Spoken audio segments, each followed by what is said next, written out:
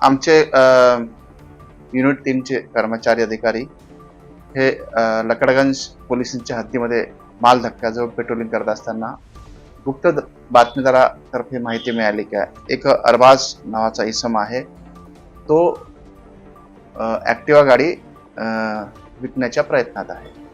त्या अनुषंगाने आम्ही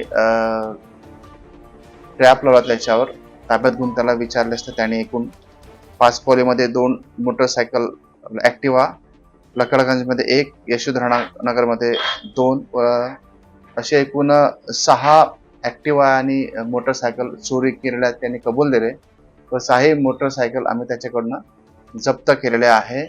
सदर चोरी कशा करता करतो यावर विचारले असता त्यांनी सांगितलं की तू मेडिकल ट्रीटमेंट त्याच्या केसाबाबत चालू आहे, त्याला पैशाची आवश्यकता असल्यामुळे त्यांनी इतर चोऱ्या केलेल्या आहे. आरोपी व गाड्या ताब्यात घेऊन पुढील कारवाई करत आहोत. तर याचे दोन्ही आरोपी किती आरोपी त्यांचा समावेश आहे? कुणाला गाडी अजून विकली होती का त्यांनी? याच्यात 2 आरोपी आहेत, एक सरफराज सलीम शेख व अरबाज अहमद रईस अहमद. हे दोघी पण आपण ताब्यात घेऊन पुढील तपास करत आहोत. अटक आरोपींपैकी कोणाचा काही पार्श्वभूमी?